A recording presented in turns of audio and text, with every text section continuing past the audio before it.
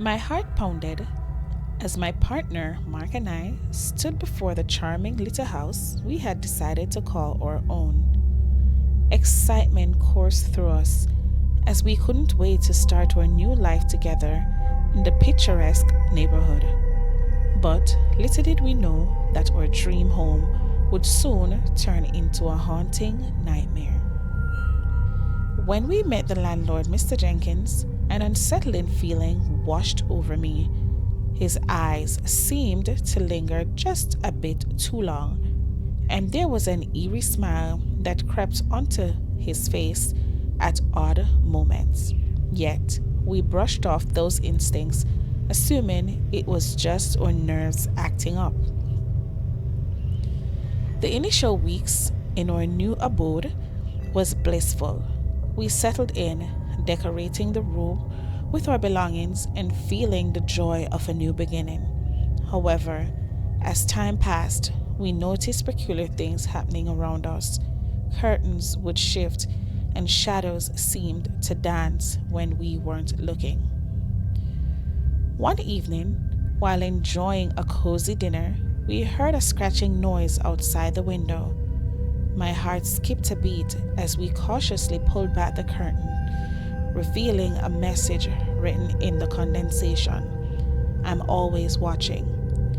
Fear clutched my chest, and Mark and I exchanged terrified glances.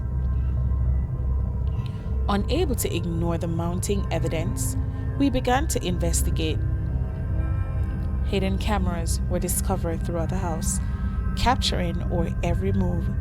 Panic surged through me as we realized someone was spying on us, invading our privacy and watching our most intimate moments. Confronting Mr. Jenkins, he denied any wrongdoing, claiming the cameras were for security purposes. But our gut told us otherwise, and we decided to set up our own surveillance to catch him in the act. Late at night, we huddled around the computer screen, horrified by what we saw.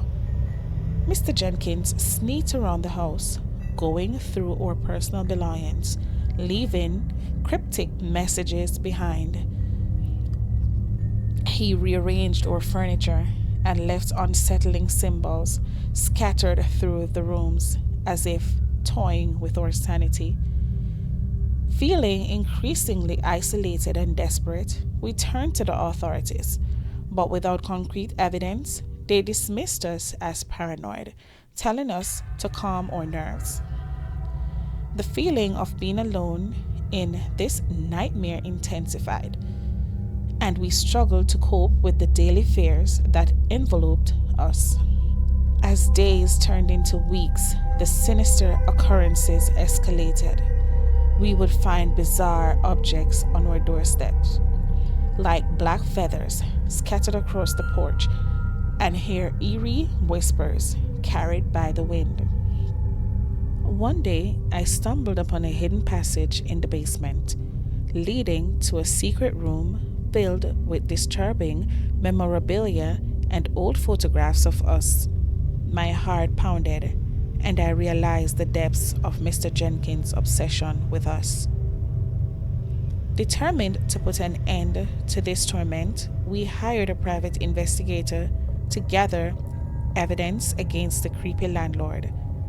With newfound proof in hand, we returned to the authorities demanding action to be taken. But as the investigation progressed, so did Mr. Jenkins' malevolence. He left threatening messages on our phones, vandalized our property, and warned us to drop the case. Despite the escalating danger, we refused to back down.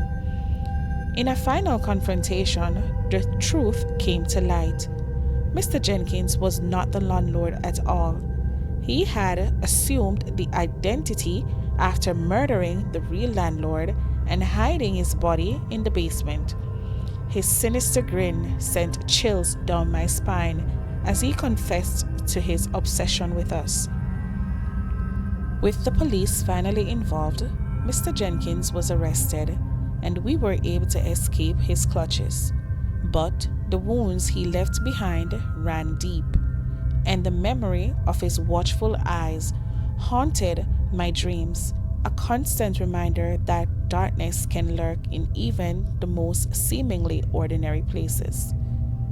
Although we moved away, we carried the scars with us, yet we found strength in each other, vowing never to let fear consume us again. Our love had endured the terrifying ordeal, and together we would forge a new beginning, far from the haunting memories of the creepy landlord.